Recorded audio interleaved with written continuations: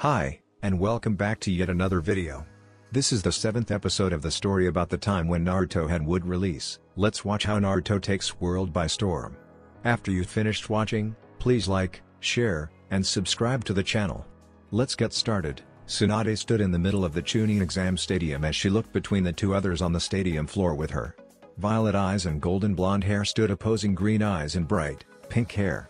It was Naruto versus Sakura. Tsunade raised her hand and then swung it down, signaling the start of the spar between the two. "Hajime," said Tsunade as she jumped back into the stands beside Shizune, Kakashi, and Jiraiya. Naruto and Sakura didn't move as a gentle breeze fluttered through the arena. Naruto stood grinning at Sakura as she scoffed at his nonchalant attitude toward her. "I could care less that he's an S-rank shinobi. I've trained to be able to walk beside Naruto and Sasuke-kun for almost 4 years.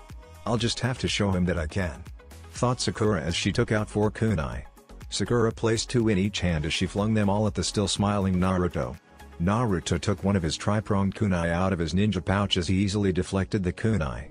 As Naruto blocked the kunai though, small squares of paper broke off the end of them and fluttered around Naruto. Naruto realized that the pieces of paper were actually explosive notes and Sakura was holding a half-ram seal. Sakura smirked at Naruto as she channeled her chakra. Boom! A massive explosion rocked the area around Naruto as debris and smoke kicked up everywhere. Once the dust settled, Naruto was nowhere to be found. Left, right, up, behind, that just leaves, thought Sakura, checking each direction before raising a fist into the air, eerily similar to Tsunade. Sakura let out a grunt of effort as she swung her fist into the ground. As soon as her fist hit the ground, the stadium trembled uncontrollably as giant cracks began to form all over the field. "Found you," said Sakura as Naruto could now be seen due to Sakura's efforts. "Of course she has Bachan's superhuman strength," thought Naruto as he performed a Sunshine and appeared before Sakura. "Let's test that taijutsu." Sakura was prepared for Naruto's quick movement and lashed out with a quick fist. Naruto landed in front of Sakura only to have to dodge the fist as Sakura continued swinging at him with fists in hopes of connecting once. "Only one punch and it's over, Naruto," said Sakura with a punch coming at every word. She continued attacking Naruto with punches and kicks but didn't come close to touching him. Naruto continued to smile as he pulled out another kunai. Sakura threw out another fist only to stop halfway when she realized she would hit the business end of Naruto's kunai. "But that doesn't matter if you can't hit the person in the first place," said Naruto as he kicked Sakura in the stomach to send her skidding back over the rocky terrain. Naruto then placed his hands in the tiger seal. "Let's test that genjutsu," thought Naruto as he channeled his technique. "Kokwangyo no Jutsu, Bringer of Darkness technique," thought Naruto. Sakura tensed seeing Naruto hold a hand seal and was prepared for an attack. As Sakura tensed, she noticed an eerie black spreading out over the field around her, actually spreading out everywhere. The darkness eventually shrouded her completely as she could see nothing but pitch black. Sakura recognized it was a genjutsu, but as she attempted to dispel it, she received a harsh kick to her stomach. The same place as before. Sakura was sent skidding back just like last time as she heard Naruto's voice seemingly come from everywhere. "I won't let you get out of this technique by dispelling it, that's if you could dispel it. And as you can see, pain doesn't help either. What will you do, Sakura-chan?" drawled out Naruto. Sakura tried to dispel it again only to get kicked in the same spot again. Except a little harder. "Calm down, Sakura," thought Sakura as she stood up and closed her eyes. "If you won't let me dispel it and pain doesn't release this genjutsu then." Sakura went to place her hands in the ram seal in another attempt to dispel the genjutsu. Naruto shook his head slightly and attempted to kick her again, only to get decked by a chakra-enhanced punch. The genjutsu around Sakura disappeared immediately as her fist was planted firmly into Naruto's abdomen. Naruto was sent flying back into the Chunin exam stadium wall and upon contact, reverted into wood. Sakura turned to her left to see another Naruto materialize there with a smile on his face. "Pretending to try and dispel it, only to punch me and free yourself by hitting the caster. Good on ya," said Naruto. "I was fighting a clone the whole time?" questioned Sakura as Naruto nodded. "You must have made the switch when you went underground," said Sakura as she went through several hand seals. Sakura finished her hand seals as she looked at Naruto. Naruto flared his chakra, cracking the ground around him slightly, dispelling the genjutsu Sakura attempted to place him under. "Sakura-chan, my chakra's too powerful for genjutsu of that level. Shall we move on to Shinobi tactics number 3? Said Naruto as Sakura ran through several hand seals again. In the stands, "Wow, I've seen how strong Sakura has gotten over the last few years and I know how good she is, said Shizune. But to see her getting toyed with by Naruto-kun is amazing. How strong is he, Jiraiya-sama? Jiraiya simply smiled. Well, I'm not too sure. Between his Makuten and the Ninetales, not to mention his already impressive abilities without those two, I don't think anyone in Konoha would be able to face him and win. Even I or Tsunade Haim would have a tough go at him. Kid's good, said Jiraiya. Not to mention Sage Mode. I really don't know what the kid is truly capable of. Kakashi's Sharingan was out as he was watching the two fight. Jiraiya-sama is right. Naruto hasn't even been using chakra besides that earlier Sunshine and Genjutsu. Not even chakra to enhance his speed. Meaning that was pure speed to get away from Sakura. Plus he was a clone anyway. A clone I couldn't distinguish with my eye, said Kakashi. And now they are about to get into a ninjutsu fight. Naruto's favorite kind of fight.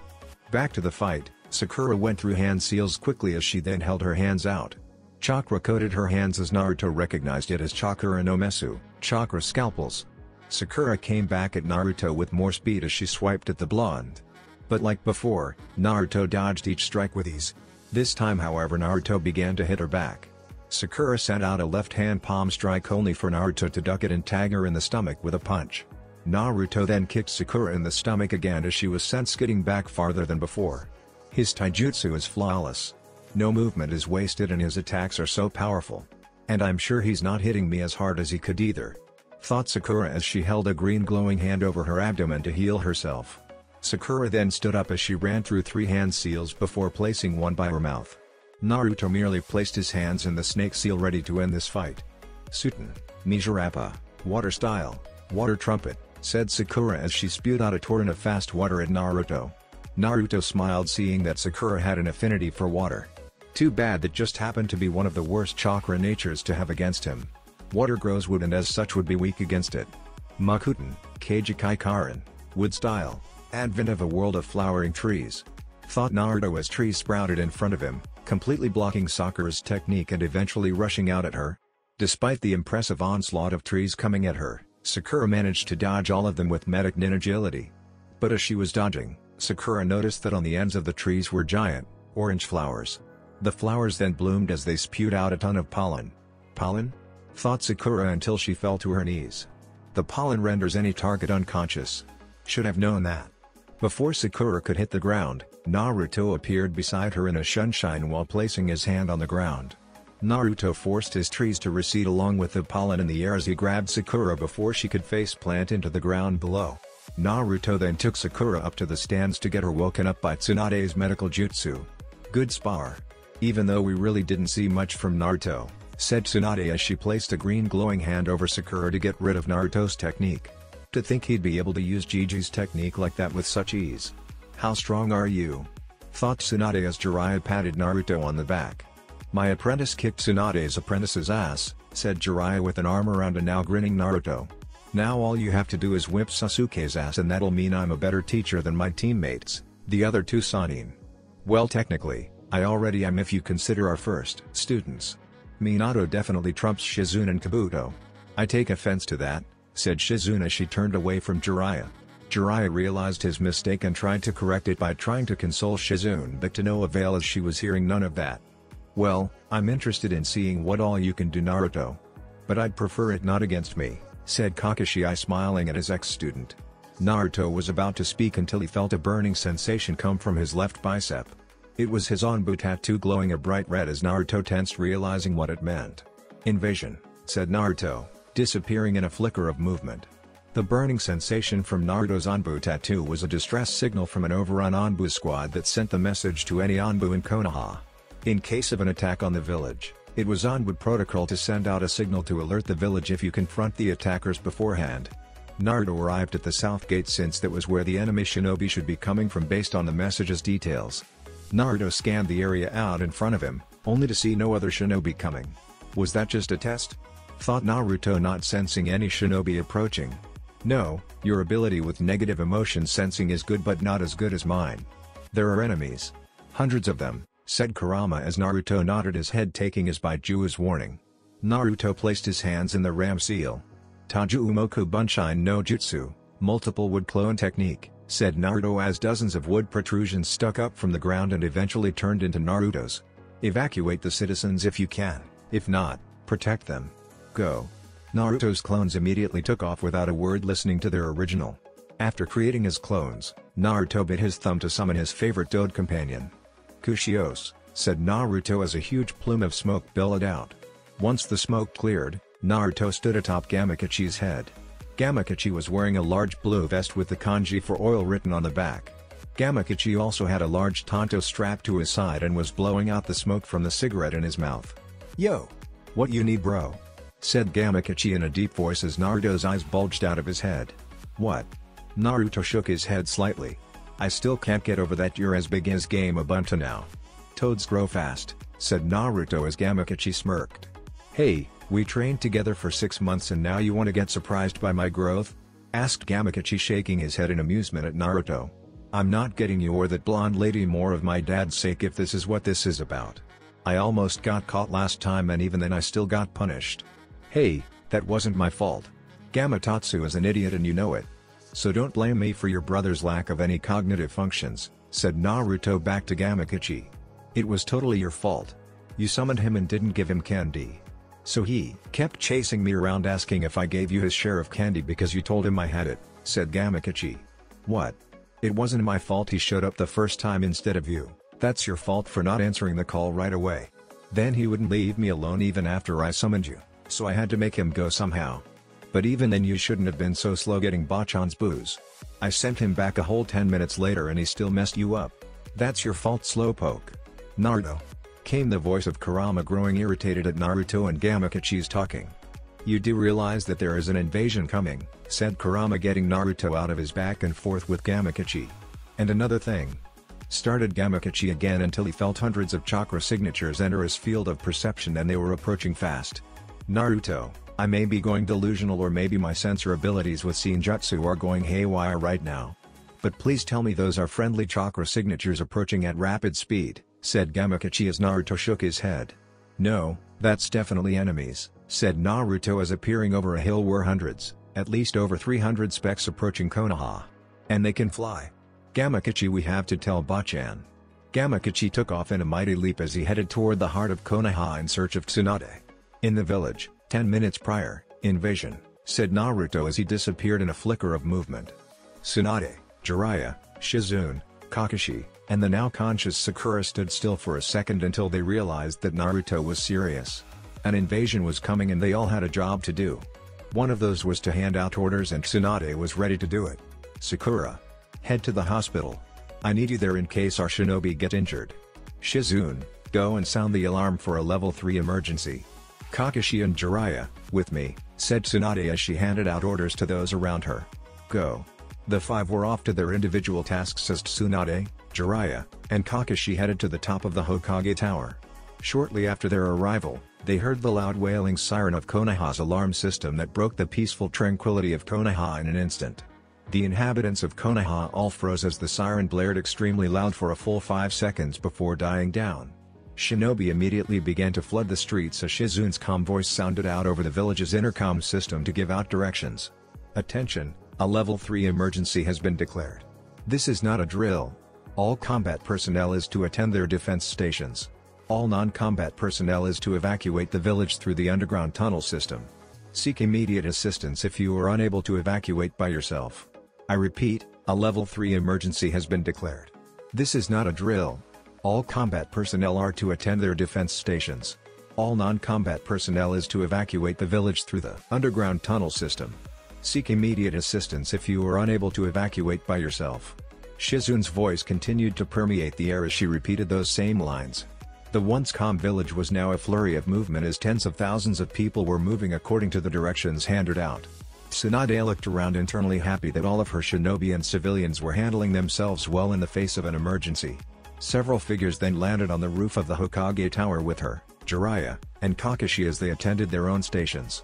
Shikaku Nara, Konoha's Jonin commander, landed near Tsunade to help lead Konoha's defense. Next to him was his son, Shikamaru Nara, as he proved himself useful in planning just like his father. The 2 normally lazy Naras had unnaturally sharp faces as they prepared to dish out defense strategies for the impending attack. Not a second after those two, 4 other figures appeared on the platform consisting of 3 of Konoha's Anbu captains and Konoha's Anbu commander. The last figure to appear on the platform was Konoha's latest Anbu captain, Gamma. He was decked out in his Anbu gear, complete with his Gamma mask already on his face. He had arrived jumping off of Gamakachi's head, who landed next to the tower allowing him to get off. Upon arriving, Gamma spoke. "Hokage-sama. There are at least 300 Shinobis headed toward the village and they are flying in on a device that resembles wings," said Gamma as Tsunade immediately realized who the enemy was. "Sky Country," said Tsunade. "So it's come to this again. Sky Country has returned as they are the only shinobi I know to have technology advanced enough to provide aerial assaults in the masses. Seems the cycle continues," said Jiraiya as Shikamaru posed a question. "The cycle continues? Does that mean that we've faced them in battle before?" said Shikamaru as he was already formulating strategies in his head based on the information given. "If my memory serves correct," said Shikaku, who was also formulating strategies at a rapid pace.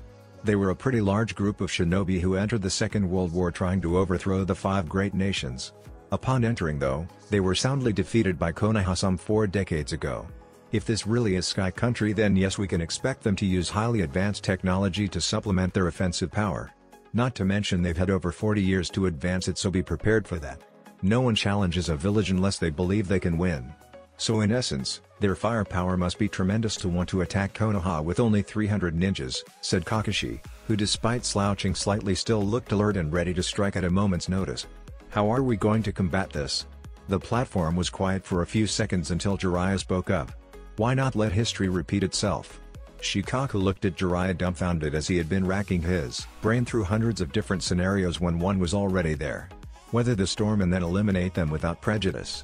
If that's the case, we'll need a Hyuga. "Right, Commander, gather your Anbu and place them at choke points outside of the village to help assist the border patrol shinobi in the first phase of the defense," said Tsunade. The Anbu commander disappeared without a sound or flicker of movement as if he was never there.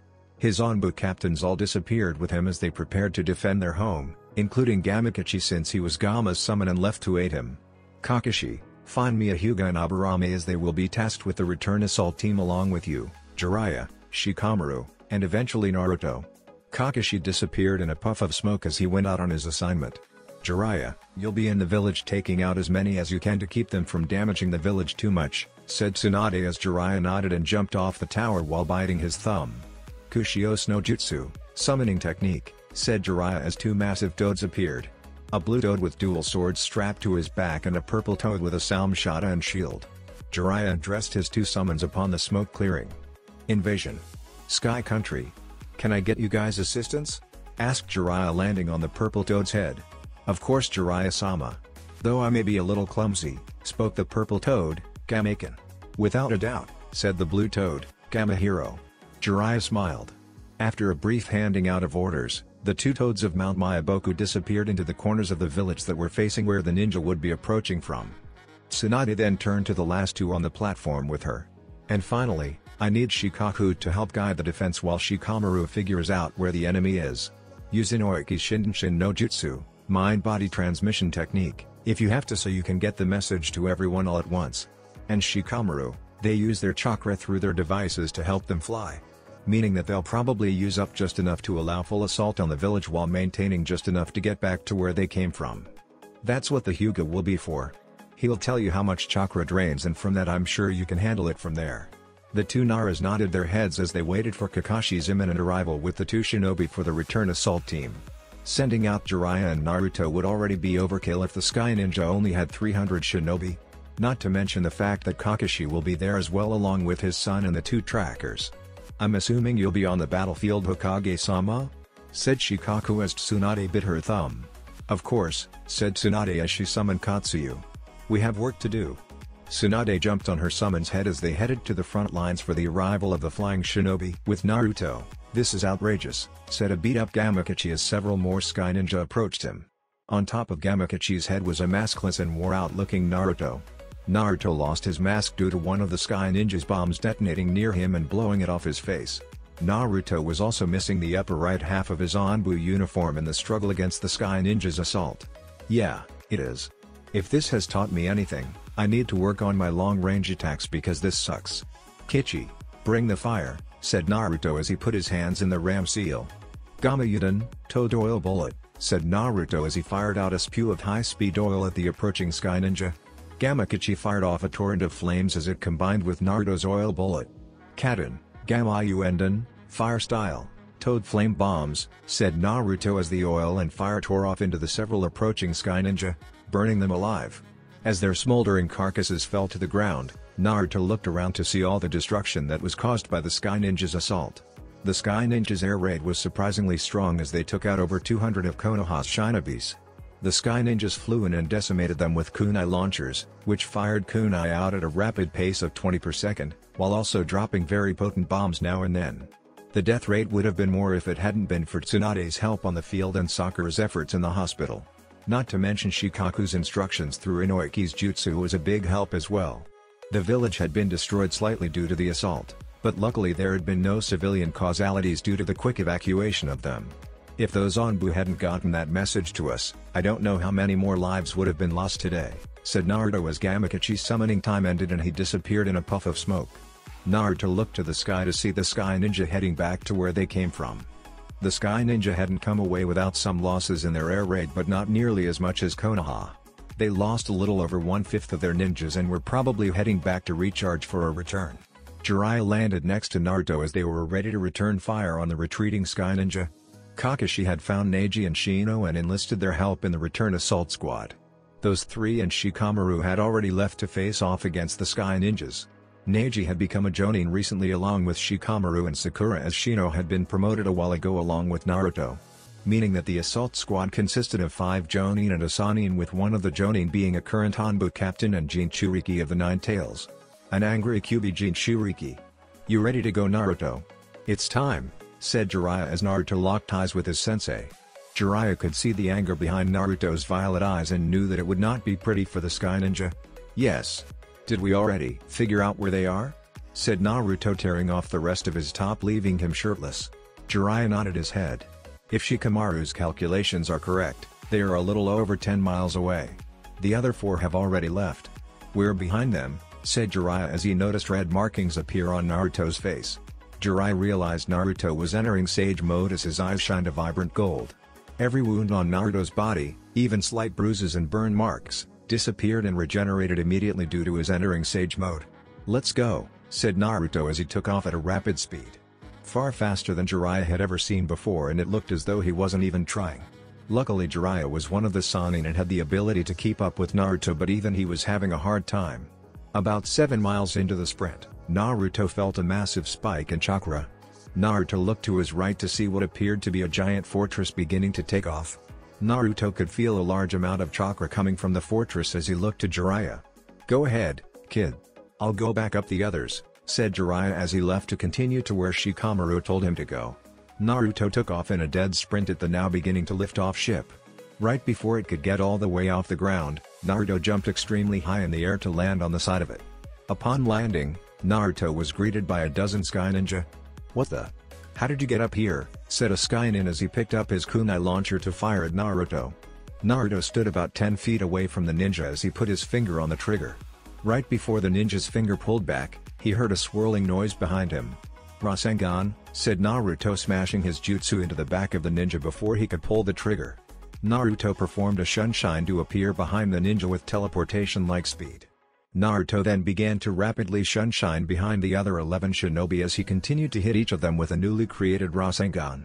Rasen Senko Cho Rinbuko Shanshiki, Spiraling Flash Super Round Dance Howl Participate Formula, said Naruto as the 12 shinobi each got blasted by a Rasengan to their backs seemingly simultaneously as Naruto was already making his way into the ship.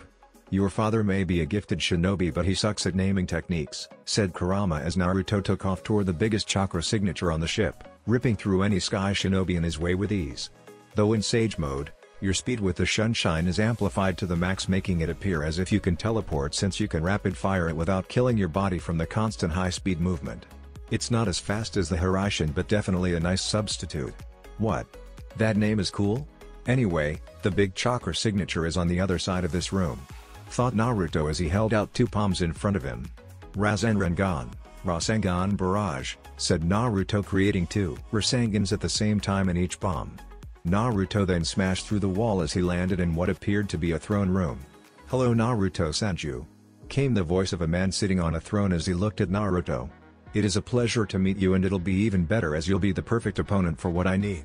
Naruto landed in the room and looked at the man that spoke to him. He was a tall man with long black hair and a beard to match with thick eyebrows. He had no shirt on as you could see his bulging muscle tone. "Based on your appearance, I'd assume you just changed as there is a shirt torn up behind you, which suggests that it burst due to rapid body growth. Who are you?" questioned Naruto, still in sage mode, only in his Anbu pants and shoes, as he could feel the man's chakra. The man gave Naruto an arrogant look. "I am a king. I am the Sky Country's emperor, Shino," said the man as he laughed slightly at Naruto. "And you will be the first Konoha shinobi to fall before I destroy your village with the power of dark chakra." Naruto heard Kurama scoff in his head at the phrase dark chakra. "What's going on, Kurama? Do you know anything about dark chakra?" "'Cause from what I can feel through sage mode, it's pretty powerful," said Naruto internally to his nine-tailed partner. "It's called the Ribi, Zero Tails. It is a malevolent spirit, created from the dark thoughts and feelings of downtrodden people. I remember Mito talking about it while I inhabited her body. It was supposedly sealed in the land of Sky all those years ago when Konoha defeated them, but I'm guessing that it's been brought back by the Sky," said Kurama as Naruto looked at Shino. "Dark chakra is powerful, better than anything in existence," said Shino from behind Naruto as he had got there with speed. He threw a punch at Naruto only for Naruto to turn his body, parrying the punch with the right side of his body during the spin, and lash out with a heel kick to Shino's chin. Shino was lifted off the ground and sent into the wall behind him as Naruto put his foot down. "I'll admit that the chakra you're using is powerful," said Naruto as he pointed to the markings on his face. "But you must have not heard of Senjutsu, sage techniques." "Senjutsu?" said Shino as his face healed from Naruto's powerful kick. "No matter. As you can see, I have the ultimate rebirth technique. No matter how much you damage me, I will always heal from any injuries. And you'll eventually run out of Senjutsu while I'll still be able to keep going. My chakra feeds off of the darkness in people's hearts.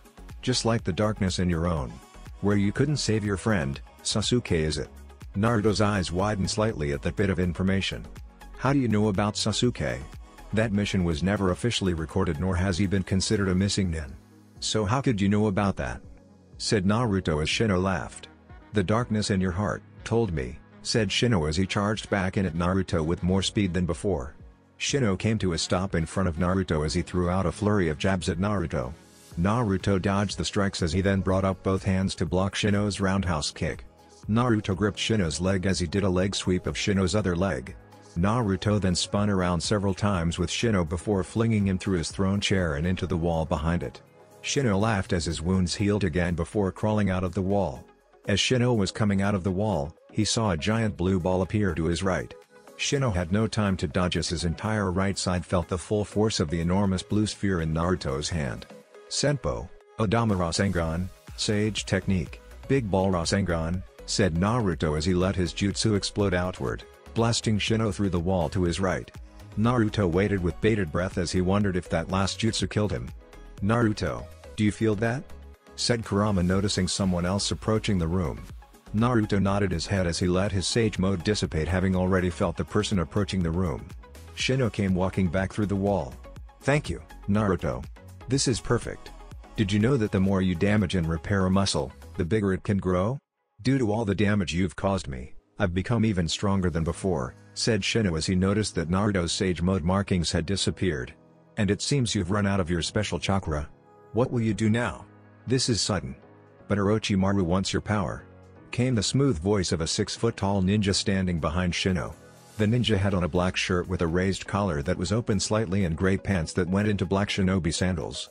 The ninja also had on black forearm bracers and a wide, rope-like belt around his waist that held a Chokudo sword with blackguards. The most noticeable trait about the ninja was the Uchiha clan crest on the back of his shirt and the pair of blood-red eyes, signs of the Sharingan.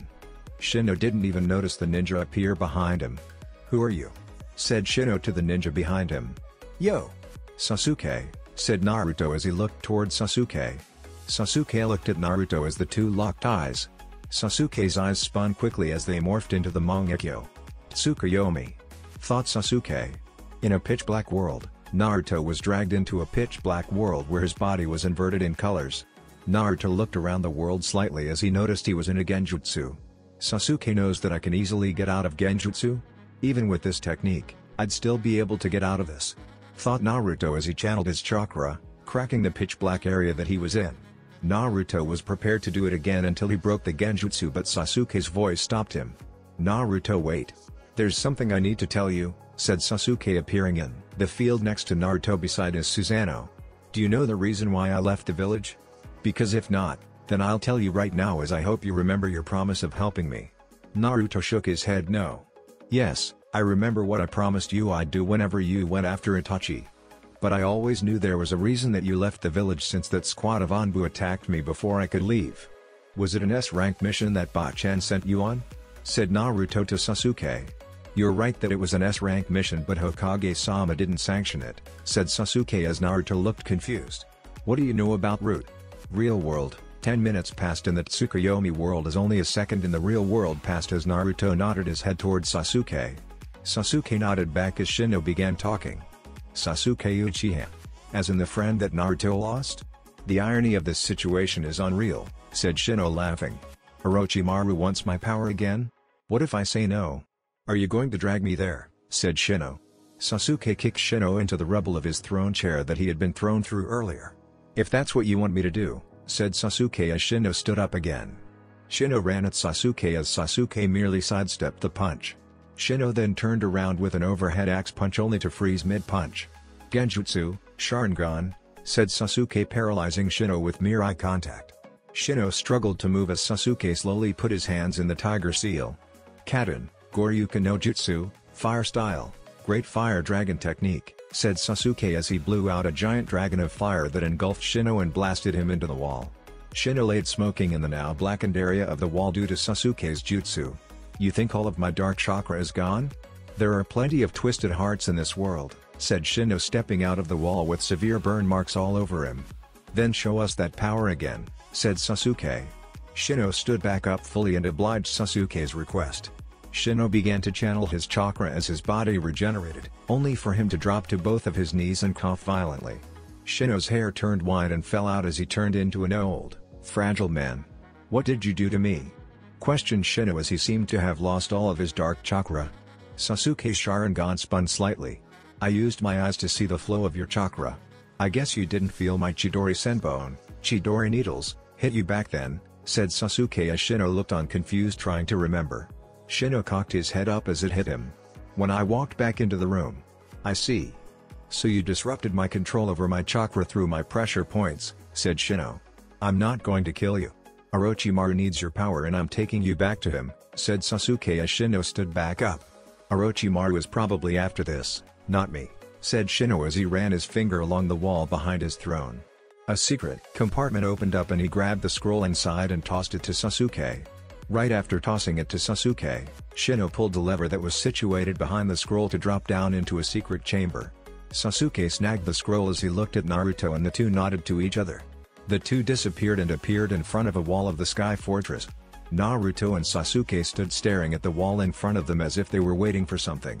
You can blow through that wall at any time, you know, said Sasuke as Naruto scoffed slightly. PSSH. Use your Chidori and cut through it. I've done all the heavy lifting before you came. You just threw a couple of electric needles in a dude's back. What makes you think I want to do all the work? This is all you at this point, said Naruto as Sasuke scoffed back. Shut the hell up. Give me control, I'll do it myself, said Kurama in Naruto's head. Naruto's whisker marks deepened and his eyes took on a red appearance with slit irises as he smiled a sinister grin. Back up, Uchiha boy. I'm going to blow this wall to smithereens, said Kurama through Naruto as he had been given control. Sasuke merely stepped back as the Kurama-controlled Naruto clapped his hands together. Kaden, Kitsune Hoka, Fire Style, Fox Fire, said Kurama as he blew out a violent and powerful stream of fire at the wall in front of them. The fire blew through the wall with ease as it continued all the way, making a small tunnel. That felt good. Naruto got back control of his body as he shivered slightly. That always feels weird, said Naruto as he coughed up a bit of soot from Kurama breathing fire. How do you deal with the ash in your mouth after expelling a fire technique? Questioned Naruto while he and Sasuke took off down the tunnel that leads to where they could feel Shino's chakra. Sasuke merely laughed as they arrived at the end of the tunnel. The two Shinobis noticed Shino standing in a chamber under a yellow fetus-like object. That's the Ribi. It's trapped inside that yellow substance as it's probably being used to power this fortress, said Kurama to Naruto as he nodded his head. Sasuke powered up a Chidori only for it to dissipate and get absorbed by the Ribi. Shino laughed as he finally took notice of the two. You two are fools for coming all the way here. This place collects all the chakra that the Ribi has gathered and converts it into energy. This is the Sky Country's ultimate weapon, the Anchor Vandian, shouted Shino. And now that you two are here, your chakra is being absorbed for use in the Anchor Vandian, rendering you two powerless. Naruto and Sasuke landed in the chamber with Shino. I'm guessing the Anchor Vandian has some super weapon on it that can destroy mountains or something along those lines, said Naruto. But even if our chakra is being absorbed, that means that yours is as well. We'll still kick your ass, said Sasuke as Shino laughed again. Did you think I came all the way down here just to have my chakra absorbed? Said Shino as his dark chakra seeped into the Ribi. The Ribi then attached yellow arms around Shino as it dragged him into its body. With the power of the Baijiu, we have the ultimate weapon. As Shino said that, the Ribi glowed a bright yellow along with the substance as the walls around them glowed white with kanji. Outside, the ship shot off a burst of energy that soared through the air, passing through a nearby mountain with ease. In a bay, you were right, Shikamaru. There they are, said Kakashi as he, Shikamaru, Shino, and Neji all stood opposing the 8 ships in the bay that housed the Sky Ninjas. Well, it was simple math, said Shikamaru lazily as he got ready. Are you guys ready to start phase 1 of the plan? Asked Shikamaru as the group nodded their heads. Just as the group prepared to move, a giant beam of energy flew over them and into the bay that annihilated the entire Sky Ninja fleet in an instant. What the hell was that? Asked Shikamaru as the beam had taken out Sky Ninja's entire army. I don't know, but I hope that whatever it is doesn't target Konoha, said Kakashi as the group around him nodded. Back in the Sky Fortress, do you see? That's the full power of Sky Country. The power to obliterate anything through the power of the Anchor Vandian. Once the 5 great Shinobi nations have been destroyed, the Great Sky Empire shall rule the world, said Shino inside the Ribi. I've had enough of his talking. Just take my chakra and destroy him, said Kurama in Naruto's head as he funneled his chakra through Naruto's system. I got this, Sasuke, said Naruto as an orange cloak of chakra surrounded him. Naruto had 6 tails of orange chakra swaying behind him as he channeled a Rasengan. What is this? Said Shino. Why can't the Ribi absorb your chakra? Is the 9 tails that powerful? Naruto didn't answer, instead choosing to appear in front of the Ribi in a sunshine with a Rasengan bigger than any other in his hand. Cho-Odama Rasengan, Ultra Big Ball Rasengan, said Naruto as he pushed the jutsu into the Ribi. The Ribi attempted to absorb Naruto's Rasengan, but due to the sheer size of it and the fact that it was powered by Kurama's chakra, it could only take the force of Naruto's attack. Naruto's Rasengan blasted the Ribi out of the confines of that yellow substance as it was sent careening back into the wall. That was easy, said Naruto, letting his Kyuubi cloak vanish as he landed on the ground with Sasuke walking up beside him. I thought you didn't want to do all the heavy lifting? Said Sasuke as Naruto merely shrugged. Kyuubi doesn't have the patience to wait for things. He'd rather I blow everything to a million pieces. It's really a pain to hear him on Anbu missions that require stealth, said Naruto. Right before Sasuke could speak again, Shino's voice sounded out. Did you think you had one? Well, you brats don't understand a damn thing. Now that the Ribi's been released from its reins, even I don't know what's about to happen, said Shino. Rat, ox, dog, clap, boar, thought Naruto, running through those seals quickly before slamming a palm on the ground. Once Naruto slammed his palm on the ground, a sealing formula spread out from Naruto's hand to underneath the Ribi. Sasuke noticed that it had the Uzumaki swirl inside of the seal directly underneath the Ribi. Uzumaki Fuinjutsu, Uzumaki sealing technique, said Naruto as the area under the Ribi began to spark and eventually dragged the Ribi into its sealing formula. That should do it. I was sick of hearing that guy talk. Sasuke stared at Naruto at seeing that he used such a technique. Forget it. I don't even care anymore about the tricks up your sleeve. I'm sure there's something else up there as well, said Sasuke as Naruto laughed sheepishly. Just wait until you see Sage Mode. Then I'll blow your mind. Thought Naruto as he then said. I'm about to blow this place up. If you feel like staying, cool, if not I'd suggest leaving because it's about to get ugly. Taju Umoku Bunshin no Jutsu, multiple wood clone technique, said Naruto as 50 Narutos now stood in the small chamber with the original Naruto and Sasuke. Get to it, guys. Why the hell do we have to listen to you? said one of Naruto's clones as the other 49 gasped simultaneously. Did I say that out loud? I'm sorry, Naruto reverted that clone to it as he looked at the rest of his copies.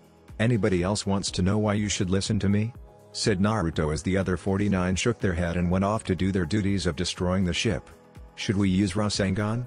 Asked one of the clones. Another clone shook his head. I don't really think it matters. I mean, that guy's using simple explosive notes. I think I'll just blow myself up, said the clone as he detonated, killing himself and the clone he was talking to. Sasuke and the original Naruto had both taken off to the outside of the ship as they weren't planning to stick around with the destructive clones. Upon getting outside, Naruto and Sasuke noticed a boat filled with civilians and a red-haired girl outside that boat. Hello, said Naruto as he noticed a lever beside him. I'm guessing that if I pull this lever you all would be sent off this ship, right? Seeing the people on the boat nod their heads, Naruto put his hand on the lever. Stop! Came the shout of the red-haired girl, halting Naruto from pulling the lever. Where's my sensei? I can't find him. Who are you? Asked Naruto. I am Amaru. I'm looking for my sensei, Shino. Have you seen him? He's a tall man with white hair, and started Amaru until Naruto cut her off. Get on the ship. I'm about to blow this fortress up and you guys need to get to safety, said Naruto as Amaru looked at him with an angered look. What? Blow up the fortress? But my sensei's body is in here. I need to get started, Amaru again, only to be snatched by her collar and roughly thrown back into the boat behind her. Shut up, said Sasuke, having thrown the girl into the boat. Your sensei was a madman and tried to kill thousands of innocent people. Amaru looked up shocked at that announcement as Naruto pulled the lever, sending the boat and the people off the ship safely. As soon as the boat got clear of the fortress, an explosion rocked the fortress that split off a huge chunk of it. You do realize that you would have killed them had they not been already exiting the ship? Said Sasuke as Naruto put his head down in shame. Naruto then straightened up as several more explosions rang out through the fortress. Yeah, but that didn't happen, so let's not worry about it. I'll see you in 6 months, said Naruto as he jumped off the fortress along with Sasuke. Sasuke activated the cursed seal on his neck to give himself wings to fly as Naruto plummeted at a rapid pace. Just as the two got far enough away, the entire fortress blew up thanks to the combined efforts of Naruto's clones. Naruto was still free falling to the ground as he looked ready to splatter onto the ground below. Naruto clapped his hands together as he approached the ground. Futon, Datappa, wind style, great breakthrough, said Naruto, slowing his descent by creating a burst of air toward the ground. Still too fast, said Naruto as he was still going to get hurt despite slowing his falling speed with his jutsu. This'll hurt. Right before Naruto hit the ground, he was snagged up by the tongue of a familiar toad. Gamabunta, said Naruto, recognizing the toad immediately. Jiraiya stood on top of his toad boss's head as he smirked at his apprentice. Nice going, Gaki. Though you could have found a better way to get off of that ship. But you were never one for the aftermath of your ingenious plans, said Jiraiya as Naruto smiled at his sensei. Ah well. We're all safe and we've destroyed the Sky Country ninjas again, said Naruto as the anchor Vandian crumbled into the ocean in pieces due to Naruto's clone's efforts. Boss. Your grip is a little too tight, I can't get out, said Naruto, struggling to get out of Gamabunta's tongue. I know, said Gamabunta as he looked at Naruto with an Oni mask appearing behind him. What's this I hear from Gamatotsu, that you're the one stealing all of my sake? Naruto's look turned to one of fear as he realized why Gamabunta hadn't let him go of him yet. Gamatotsu. That treacherous toad. How could he? He's supposed to be one of my familiars, how could he turn on me like that? You should have given the boy candy, said Gamabunta as he prepared to give Naruto divine punishment for his stolen sake. Gamabunta pulled the Tando off his side only to notice that Naruto had replaced himself with a wooden dummy. Get back here, boy! Shouted Gamabunta as he chased a fleeing Naruto around the small island they were on. Oh well, Gaki. You got about another hour until his summoning time is up. That'll be good exercise and training for you, said Jiraiya as he grew a lecherous grin. Jiraiya took out what used to be Sarutobi's crystal ball. After channeling some chakra through the crystal ball, a view of the Hokage's office showed up. Hello. Hi. Tsunade was in the process of walking out of her office after the long day and fight against the Sky Ninja.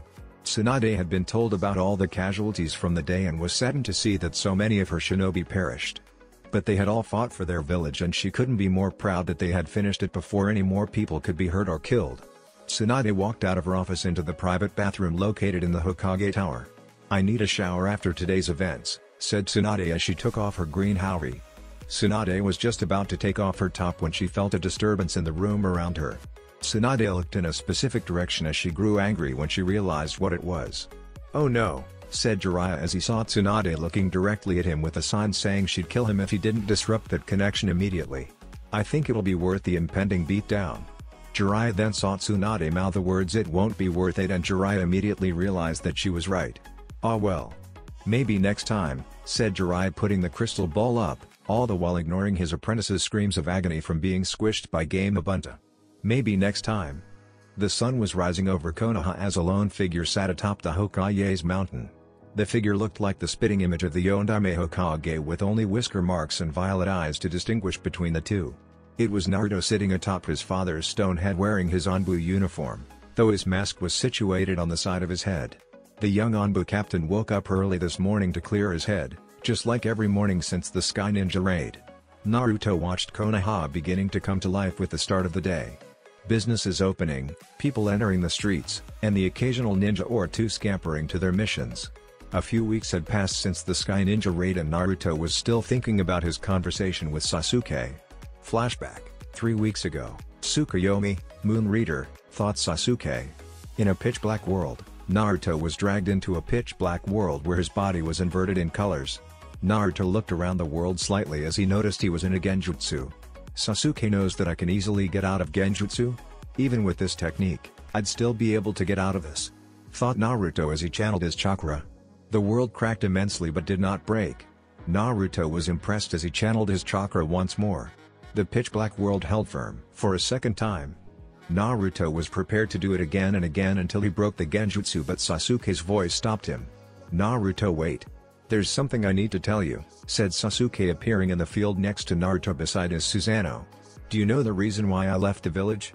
Because if not, I'll tell you right now, as I hope you remember your promise of helping me." "Yes, I remember what I promised you I'd do whenever you went after Itachi. I figured there was a reason that you left the village since that squad of Anbu attacked me before I could return with you," said Naruto before asking the question he knew Sasuke wanted him to. "Was it an S-rank mission that Bachan sent you on?" "You're right that it was an S-rank mission, but Hokage-sama didn't sanction it," said Sasuke as Naruto looked confused. "What do you know about Root?" "Never heard of it." Root is an officially disbanded branch of Konoha's Anbu founded by Danzo Shimura. We and Root carry out missions that Danzo believes will benefit Konoha, but only in total anonymity and without the village's authorization. Missions that wouldn't normally be done, as some of them are very dirty and could paint a bad image of Konoha. It's a very secret organization and only the Hokage and the village elders knew of its continued existence. "If it's so secret, then why would you tell me about it?" said Naruto before adding, "And if it is so secret, I'm sure there would be countermeasures to ensure no one would talk." "You're right, normally there would be a cursed seal on a member of Root, but due to the mission I was sent on, he took it off so that I wouldn't be found out. Plus, he never figured I'd meet you in a situation like this," said Sasuke, answering the last part of Naruto's question first. "I'm telling you this now because of Danzo. The reason I joined Root was due to his promise of helping me grow strong enough to face Itachi and learning the truth of his actions during the massacre. It also gave me a way to protect Konoha. But Danzo is not someone I trust, so I'll need assistance from someone just in case he ever turns his back on me." "So what is this mission exactly?" "To get in with Orochimaru and bring back any secrets he may have learned in his stint away from Konoha. While also leaking back information to Konoha to use for sacking his bases?" said Naruto as Sasuke nodded his head. "I was tasked as the leader of an Anbu squad assigned with dealing with their destruction. I did always wonder how we got their location, as they were placed in areas of extreme secrecy and difficulty to access to the outside world. Orochimaru may be a twisted individual, but he is also wise, and as such, Konoha may have never found any of his bases where he carried out his experiments. That's why I've been doing it in secret all these years," said Sasuke before turning gravely serious. "But that's not all of my mission. The end part of it is to assassinate the Sannin." Naruto's face became more serious hearing this. "Why not just kill him now or beforehand? I'm sure you're strong enough. I can feel it. Not to mention the power of those eyes you hold," said Naruto as Sasuke shook his head slightly. "Had I killed him before now, I wouldn't have been able to gather information on his bases and his cursed seal, plus things like it. If we're going to kill Orochimaru, then we will erase him with finality. Leave no way for him to return or any of his experiments to freely move around." That makes sense. Someone like Orochimaru is bound to do all he can to ensure he can never truly die. Which is why I'll need your help. There's no way Orochimaru couldn't know that I'd be attempting to kill him. I'm guessing he likes the reward more than the risk.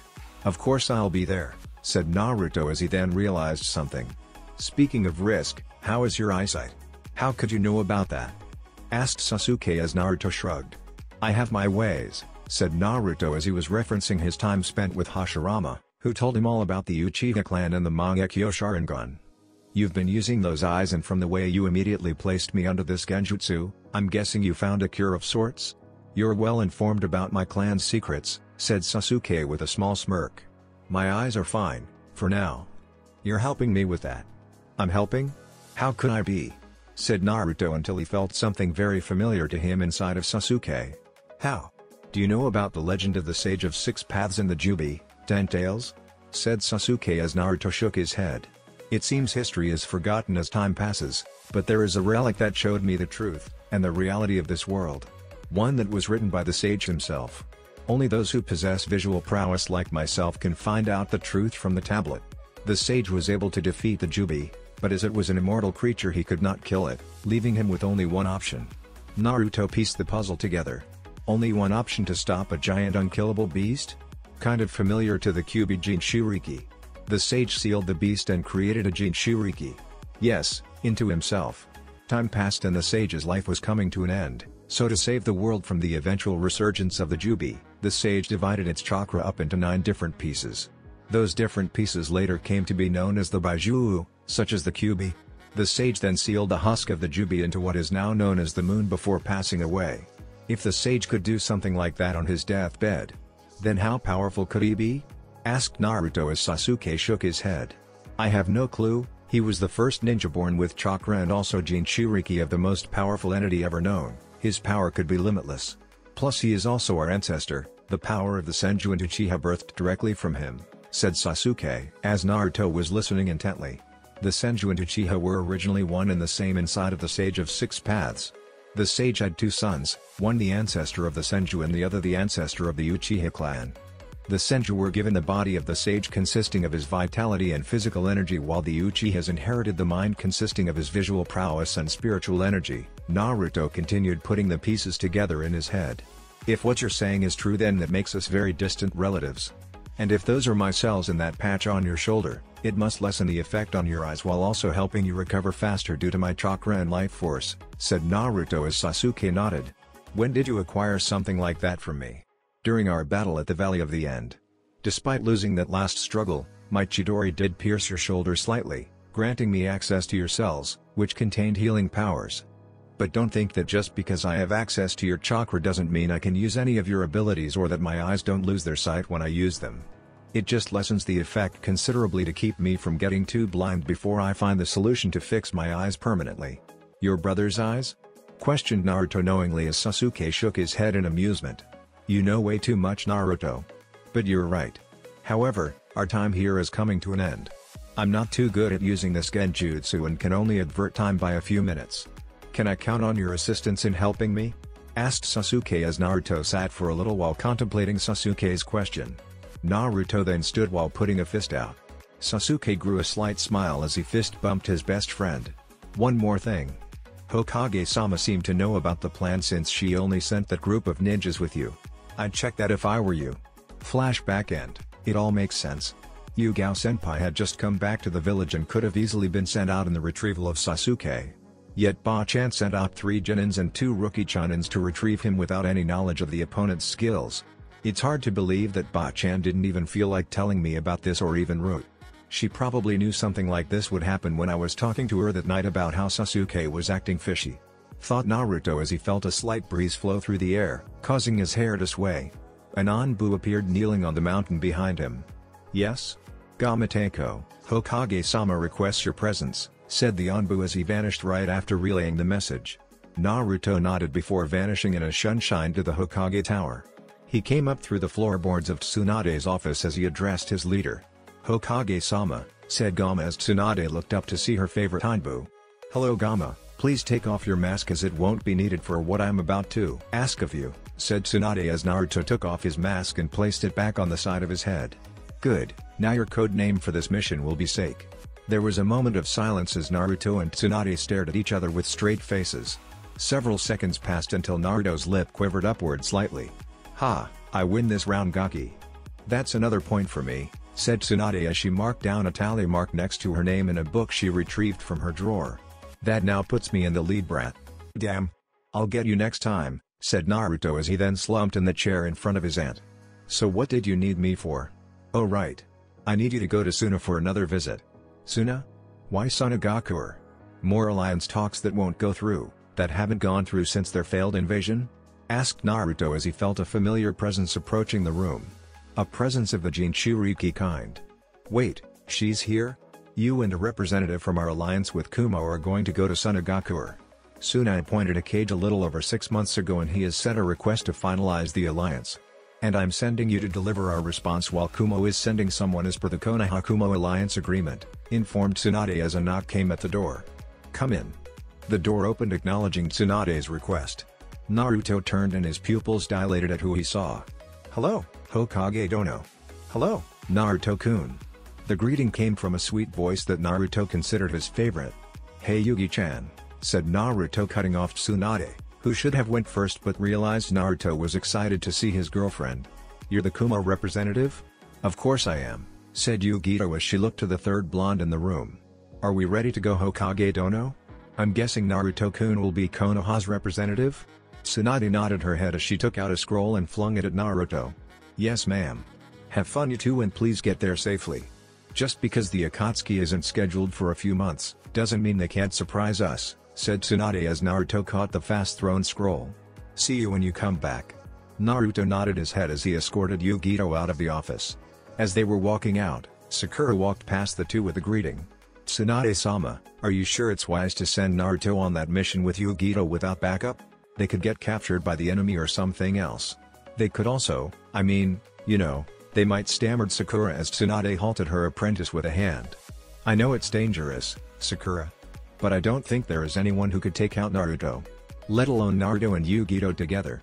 Even Itachi Uchiha and his partner would have problems," said Tsunade as she went back to her paperwork. "And about that last part, Naruto's been acting weird since the Sky Ninja assault and this will be perfect for him. Maybe Yugito will help get him out of his funk." Sakura nodded her head at her sensei's words. "Wait, what?" Land of Wind 2 days later, Makuten, Shichuka no Jutsu, wood style, 4-pillar house technique. Wood rose out of the ground in tall pillars, molding itself into a perfect wooden house. Naruto picked Yugito up bridal style as he kicked open the door to the newly built house. Naruto stood with Yugito in his arms as he then looked at his girlfriend. Yugito gave a hum before shaking her head. "No, I don't feel it," said Yugito as Naruto nodded his head in agreement. "I know right, something's off," said Naruto setting Yugito down while closing the door to the newly built house. "I don't know what it is but it just doesn't seem like it's right. Ah well, I'm sure with enough practice, I'll get it down." Yugito nodded while taking off the cloak she was wearing to keep the sun off her skin. Yugito and Naruto entered the Land of Wind and were only a day away from Sunagakure. The two Jinchuriki decided to rest for the remainder of the day as they were running for the majority of it racing to Suna. The shift between the Land of Fire and Land of Wind happened immediately and the landscape was unforgiving, requiring the use of a cloak to shield oneself from the blazing sun and harsh conditions of the desert. Yugito walked into the main room of the newly created house while Naruto walked off into the bathroom to shower. As Yugito unpacked her belongings from the scroll in her ninja pouch, she looked around at the house Naruto created just now in mere seconds. Naruto-kun's Makuten ability has improved, thought Yugito looking at the detail of the house compared to the one he created over a year ago in Kumo. "I mean this house is amazing and it seems like he barely even put effort into making it. This is something royals would live in." Makuten was simply an amazing Kekkei Genkai. The power to build or the power to destroy. It had no equal. Naruto could subdue beings as powerful as the Baiju'u or spawn beauty such as this house if he so chose. It was incredible. "You're right, kitten.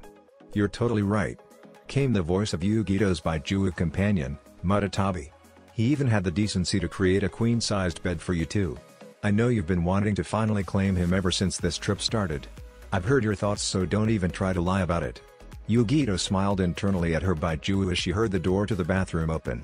Yugito turned her head to see Naruto walking out of the bathroom in a simple shirt, boxers with faces of toads everywhere, and his nightcap that had the design of a toad swallowing the top part of his head. Yugito chuckled slightly seeing him in that ridiculous attire again. Naruto stretched and yawned as he looked at the amused Yugito. "Yugi-chan. I'll be here if you need me." "I'm tired," said Naruto as he plopped face first onto one side of the bed. With Naruto laying face down on the bed, he didn't notice Yugito's smirk as she slipped into the bathroom. Naruto laid with his face buried snugly into the bed for about 3 minutes until he heard a voice in his head. "Naruto," said Kurama in Naruto's head. Naruto didn't move outwardly but grunted internally to acknowledge that he was listening. "When are you going to confront that Senju lady about what that Uchiha brat told you?" "I will, Kurama. In due time." "Well, hurry it up then. You're getting on my nerves with the way you've been acting lately. You're limiting yourself by having that cloud over you for the past few weeks." "I know. Even Yugi-chan has noticed. It's just hard. To think that someone you trust did something like that without telling you is tough to swallow," said Naruto back to Kurama. Kurama took what Naruto said into consideration. "You're right. But why not hear her side of the story? Find out why she made the decision she made? That way you can finally get over what's been plaguing you since seeing that Uchiha boy again." "Kurama, when did you get all emotional and begin to help me with my personal problems?"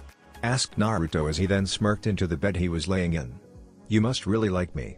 I knew we were friends, Kurama?" "Kurama?" said Naruto to his Baijuo. "Did he cut the connection on me? I never knew he could do that. So that's what that feels like. I guess I'll talk to him later." "Hello Naruto-kun," came the sultry voice of Yugito as the door to the bathroom closed. Yugito was dressed in one of Naruto's t-shirts that had the Senju clan crest laid on the back with her white necklace that matched Naruto's green one. Due to Naruto being bigger than Yugito, the shirt Yugito was wearing only hung down low enough to cover Yugito's backside, where you could see a pretty pair of blue panties peeking underneath. "Mind if I join you?" Yugito had never seen Naruto move so fast. Naruto heard the word "I," followed by the word "join," and already concluded that she was going to ask to join him. Naruto was now under the bedsheets, lifting part of it to allow Yugito entrance. Yugito crawled into the bed happily as she snuggled her way over to Naruto in the middle of the bed. "You're warm," said Yugito with a contented sigh as she nuzzled her way into Naruto a little further. "So I've been told," said Naruto pulling Yugito in further with one of his arms. "One of the many perks I guess when you're dealing with a guy with a near-omnipotent Baijuo resting in his stomach. Or mind? Since I go into my mindscape to talk with him? I don't know, one of the two. Speaking of Baijuos, it's almost time for the Akatsuki to come around, right?" Naruto gave the girl a nod. "Just about. Jiraiya-sensei said that it'd be making their move in 3 years and if he's right, we have a little over 4 months left to prepare for them," said Naruto as he grabbed Yugito a little closer unconsciously. "It's even worse because since you have the two tails within you, they'll come after you during the first part of their hunt. They'll try to gather the Baijuo from 1-9, in that order if everything is correct with Sensei's intel. Meaning you'll be one of their first targets. But don't worry, I won't let them get you. Don't worry about me. I'm sure that anything they could throw at me wouldn't be enough to take me down. Especially if I go full transformation, then I'm sure I'll have backup anyway." Yugito internally smiled at Naruto's tightened grip. He was worried about her but she was worried about him too. "You need to worry about yourself.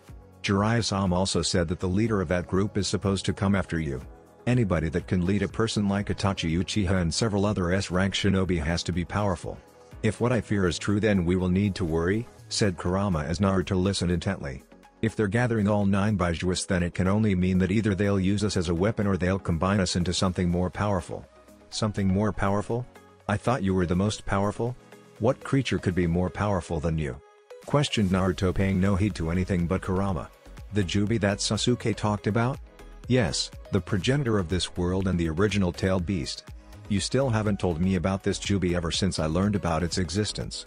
What about it makes it so tough to handle?" started Naruto, only to be cut from his conversation by Yugito poking him in the cheek. "Oi? Yugi-chan? What was that for?" Yugito displayed a cute frown. "You were spaced out and ignoring me. I thought you were going to protect me from the Akatsuki? You can't do that if you're spacing out and talking to your Baijuo. You're not even focused on me." "I am focused on you," said Naruto as Yugito began to position herself on top of his lap facing him. "You sure you're focused on me?" said Yugito in a playful manner. Naruto smiled a little as he leaned his head forward so that his and Yugito's lips were a breath away. "I'm sure," said Naruto as he leaned his head further, right into Yugito's lips. Naruto and Yugito were grinning slightly as they continued to kiss one another with roaming hands. Yugito started to take off Naruto's shirt as they eventually ended the kiss to get it all the way off. Yugito tossed Naruto's shirt, leaving only his necklace there as she ran a hand down his chiseled upper body. "We've been alone for 2 whole days," started Yugito, kissing Naruto some more before breaking away. "Yet, we still haven't done anything. What did you have in mind?" questioned Naruto as he felt Yugito's hand reach the top of his boxers. Yugito's eyes were locked firmly on Naruto's boxers as she put a hand inside the waistband. Yugito licked her lips in anticipation as she then looked back up at Naruto. "Well," started Yugito as she began to pull up on Naruto's boxers. Before Yugito could make a move to pull them down, Naruto grabbed her hand and stopped her. "What? Do you not want?" With a loud crash, 9 figures came flying in through the house's window with weapons drawn at the 2 Jinchuriki. 9 masked individuals as one of them pulled down his veil to address the 2. "Sorry to interrupt what you were doing, but," said the man as he moved his oversized sword closer. "We'll be taking all of your valuables. So please don't make this harder than it has to be." "You have got to be kidding me," said Yugito with a frown as the man laughed. "Oh, don't worry, pretty lady. We're going to kill your lover there quick and without pain. But you, my dear, will be taken back with us to become our personal plaything. I'm not worried about that. Actually, I'm not worried at all. It's just you guys are serious mood killers," said Yugito as she moved off of Naruto. One of the men approached Naruto immediately, and with a swing of his cleaver, Naruto's head came clean off. But instead of blood, only straw came out. "Is that a dummy?" said the leader as he realized that it was a replacement. "They're Shinobis." Naruto appeared behind one of the men in a shunshine as he pressed firmly into one of the man's vital organs with a tri-pronged kunai. Yugito moved swiftly to stab the one next to Naruto's with one of her extended fingernails into his heart. Naruto kicked the man off his kunai before he slammed a hand into the floorboard.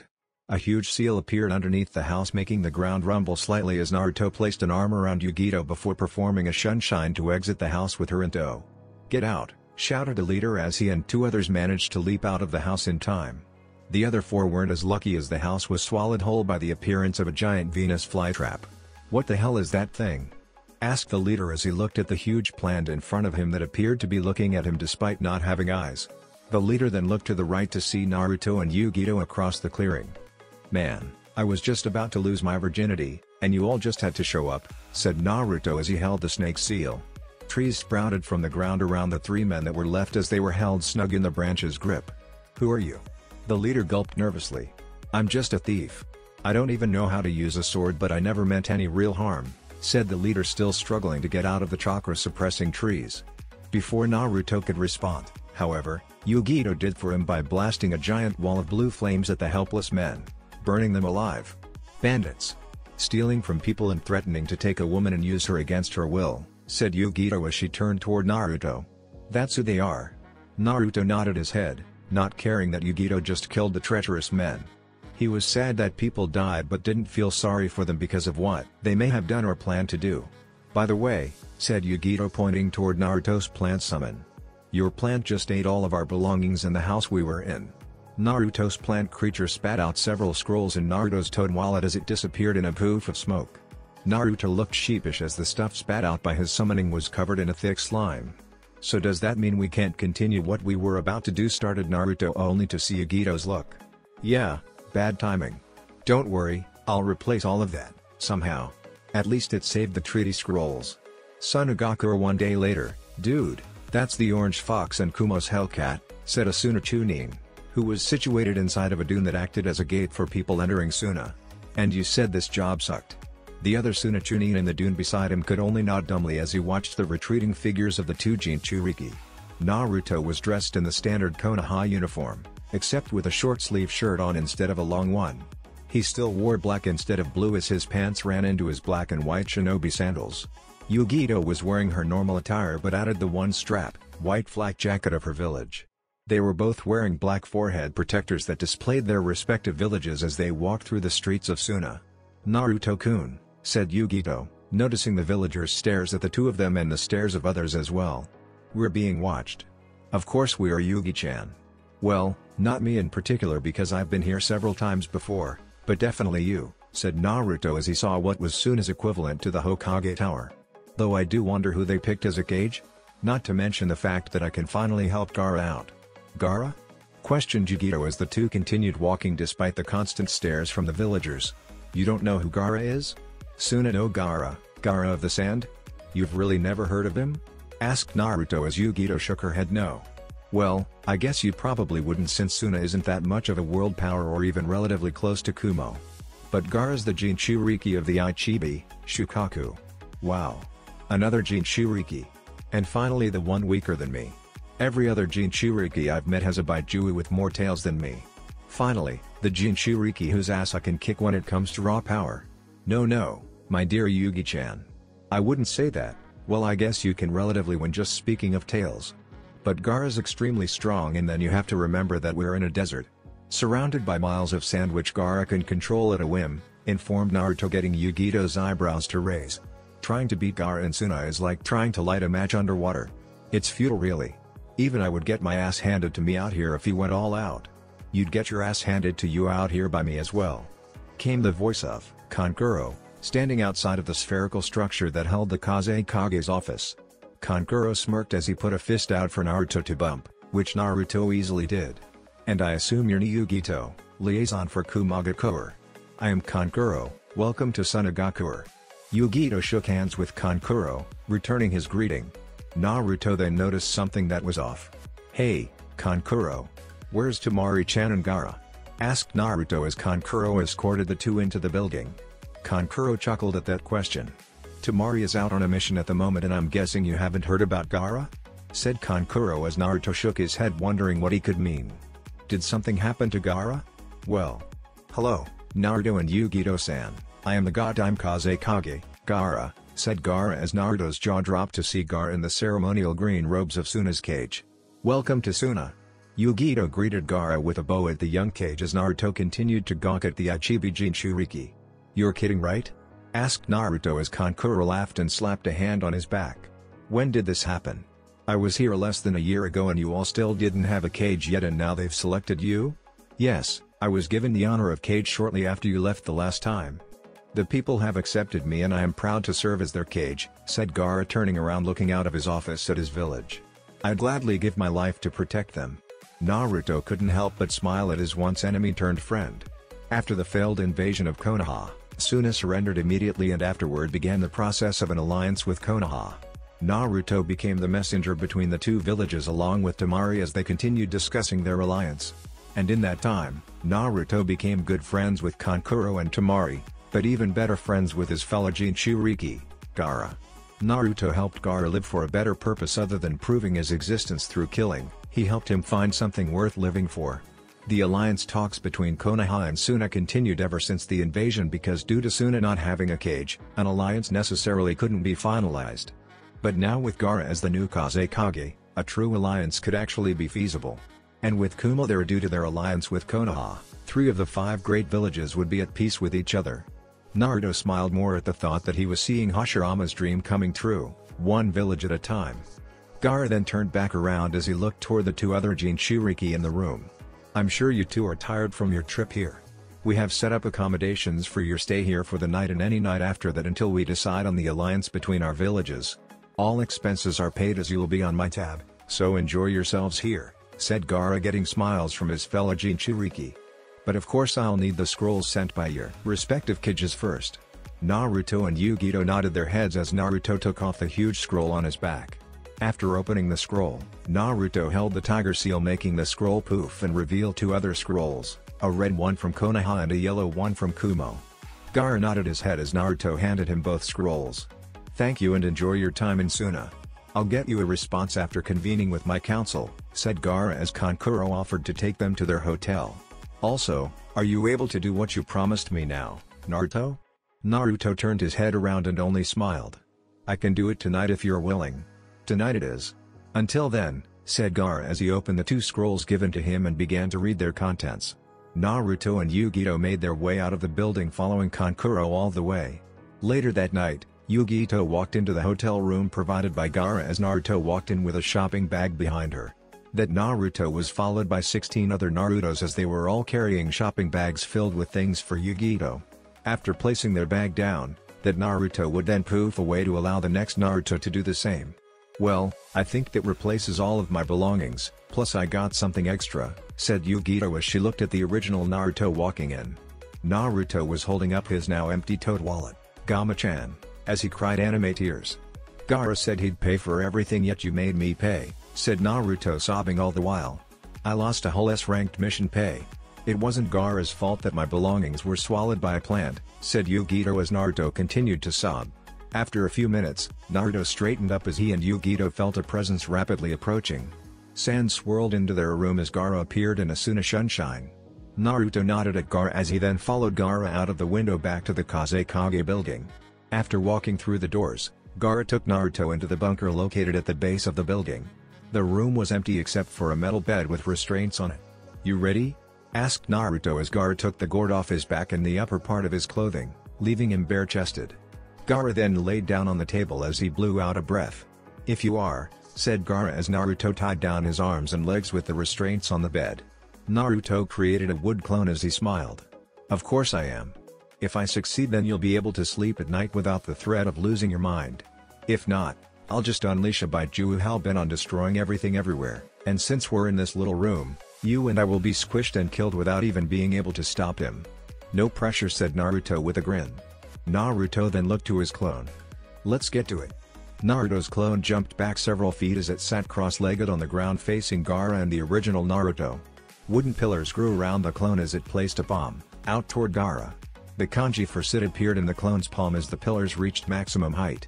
A firm nod from his replica later, and Naruto ran through 7 hand seals before placing a hand over the seal that housed Shukaku inside of Gaara. "Fuinjutsu, Kai, sealing technique, release," said Naruto as a burst of energy rolled through the room as Gaara's seal glowed and began to slowly recede on itself. Sand began to swirl around violently after Naruto released the seal as Shukaku began to attempt to free himself. The wood clone's hand began to shake as it tried to keep the presence of Shukaku suppressed while his original kept his palm on Gaara's seal until it receded fully. Eventually, Gaara's seal got to the bare minimum without releasing the full might of Shukaku before Naruto put his other hand in a half-ram seal. Shishiofun, 4-symbol seal. A circle of kanji appeared where Gaara's seal once was. The circle of kanji had 4 points sticking out of it at 4 different corners as the Uzumaki swirl appeared in the middle of the kanji. The seal glowed for several seconds until the sand that had been whipping around without control dropped to the ground harmlessly. The seal turned black as Naruto smiled while a bead of sweat dripped from his forehead. The entire process had taken a little over 3 minutes as Naruto put his hands up in victory. Naruto promised Gaara on a visit to Suna, after seeing Gaara attempting to change for the better, that he'd look into making Gaara's seal better. Naruto noticed that Gaara's seal was only good enough to hold Shukaku in but not protect Gaara from his influence. And after 2 years of seal work with clones and studying Gaara's seal, Naruto finally could create a better seal for his friend. Naruto and his clone then shared an air high-five as the original Naruto fell back onto the sand that now occupied the floor. His clone made the wood it created go back into the ground as it dissolved into wood itself. Naruto fell into a state of unconsciousness as doing Gaara's seal took a lot out of him. Gaara woke up an hour later as he looked around to see Naruto out cold laying down in his sand. "I can't feel Shukaku like before." "He did it," said Gaara as he realized he was still restrained to the table. Sand rose out of his gourd as it broke his restraints to allow its wielder freedom. "Seems my control over sand is still as good." Gaara sat up as he placed back on his clothes and gourd before picking Naruto up with the sand he was lying on and carrying him back to his hotel room. Gaara entered their room as he placed Naruto on his bed before leaving. Several minutes later, Yugito stepped out of the bathroom to see Naruto passed out on the bed. "Naruto-kun?" said Yugito as Naruto didn't move in the slightest. Yugito sighed as she wouldn't be able to have her way with Naruto this night either. What does a girl have to do around here to get some? 2 days later, futon. Kamaitachi no jutsu, wind style, windside technique, came the voice of Temari as she let loose a mighty torrent of wind across the training ground she was in. The wind carried dust and other particles as it ripped its way toward her opponents. Makuten, mokuhohiki, wood style, wood-domed wall, thought Naruto. Holding the snake seal as a circular wall of wooden pillars protected him and his partner from the violent winds. Once the wind began to die down, Naruto let his wall recede as his partner ran through several hand seals.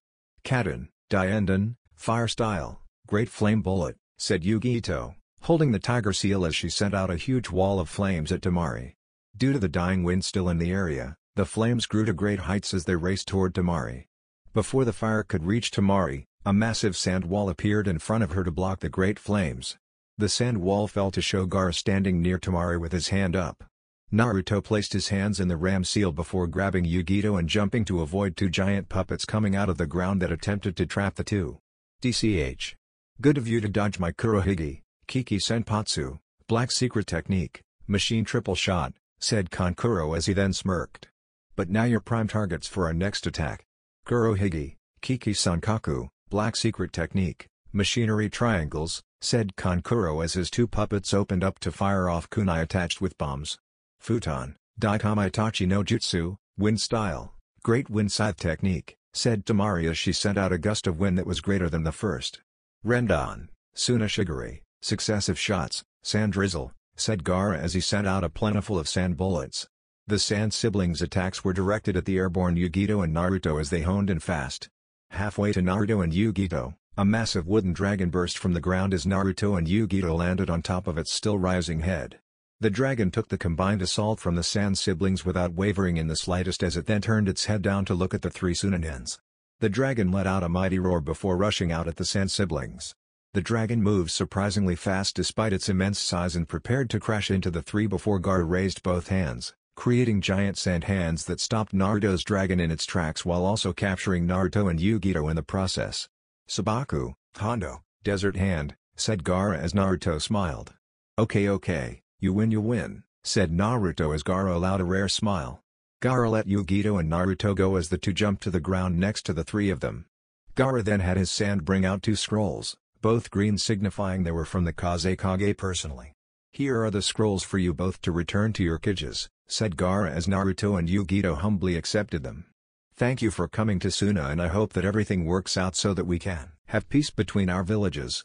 Gaara shook hands with Yugito and Naruto as they then said their goodbyes to Temari and Kankuro. See you guys around, said Naruto before he and Yugito threw on cloaks and left back on the trail to Konoha. As Naruto and Yugito disappeared over the horizon, Kankuro and Temari fell to their knees. What's wrong with you two? Asked Gaara as he turned his head slightly toward his downed brother and sister. Naruto. Hits hard, said Kankuro as Temari said the same about Yugito. If it hadn't been for Gaara, they would have surely been decimated by the assault of those two. It also helped that they were given the home field advantage being in their village. Later that night, yeah, I could have totally kicked his ass if I went all out. Came the loud voice of Naruto so Yugito could hear him since she was taking a shower. But by doing something like that it causes an unnecessary ideal for power. If a village's Kage can be defeated by another ninja, especially a foreigner, then it definitely paints a bad picture. Yugito turned off the water as she walked out of the bathroom clad in only a towel to see Naruto laying motionless on the bed, just like she had left him earlier. How does a Jinchuriki get chakra exhaustion again?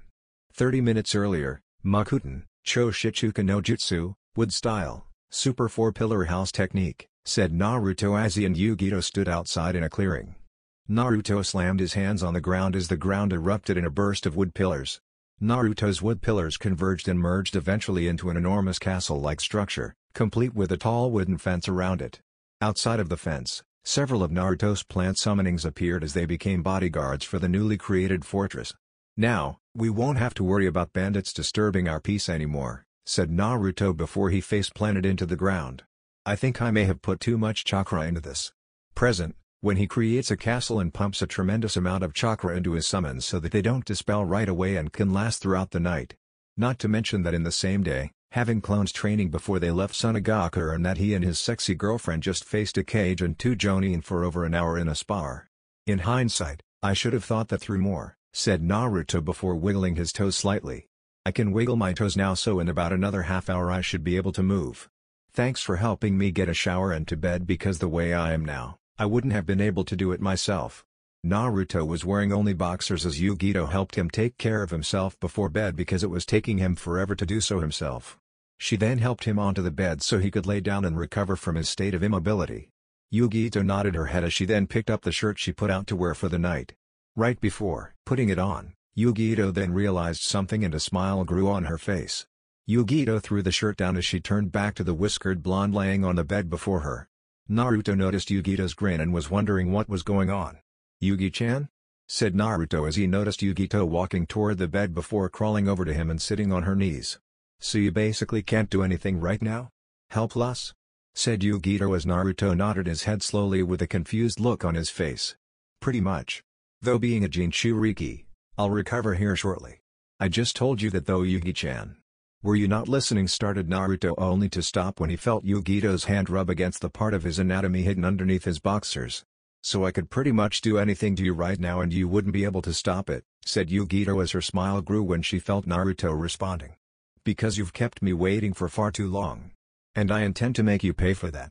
Lemon Start Yugito continued to rub against Naruto's manhood until it stiffened to her liking before, with ninja-like speed, she took Naruto's boxers off and flung them out of sight and out of mind. Yugito then leaned down before deeply kissing the motionless Naruto while wrapping a hand around his hardened member. Yugito smiled into the kiss as she heard Naruto swallow a sharp breath from her, slowly pumping his cock with her hand. Yugito disengaged from the kiss, still smiling. "This is going to be fun." "Oh, and thank you for that, Naruto-kun," said Yugito as she felt the towel around her get taken off. "Wait, what?" Yugito didn't have enough time to realize that Naruto just took off her towel before she was lying on her back with Naruto's shaft rubbing against her opening teasingly. "What was that about making me pay?" asked Naruto before he leaned down to engage Yugito in another heated kiss that she wasn't prepared for but returned eagerly. Naruto continued to rub against Yugito's lower lips to get her juices flowing as he moved to Yugito's neck with kisses along her jawline. As Naruto kissed Yugito's neck soothingly, he placed a hand around one of her supple, C-cup breasts, lightly squeezing it in his hand. Yugito let out a small moan as she wondered what was going on. "I thought you had chakra exhaustion? How are you moving right now?" asked Yugito before moaning again as Naruto worked his way down to her breast from her neck with his mouth while pinching the other's nipple. Naruto looked up at Yugito with a grin after licking her breast once more. "I may have lied to get you to this point. Kyuubi Jinchurikis don't experience chakra exhaustion, my dear Nico, cat. And it worked better than I hoped because now," said Naruto, positioning himself carefully before inserting himself slowly into Yugito's pussy. Naruto found himself fully engulfed as he looked at Yugito's blissful face from the feeling of Naruto's cock inside her. "No, hymen?" Yugito adjusted to the feeling of the rock-hard blonde inside of her. "I broke it during Jinchuriki training but I've never, oh god," started Yugito before being cut off by Naruto rocking his hips back and forth at a steady pace. Yugito bit down on her finger as she let loose another moan, feeling every inch of Naruto inside of her. Naruto began to pick up the pace, pistoning into Yugito as he could feel Yugito rocking her own hips to match his movements.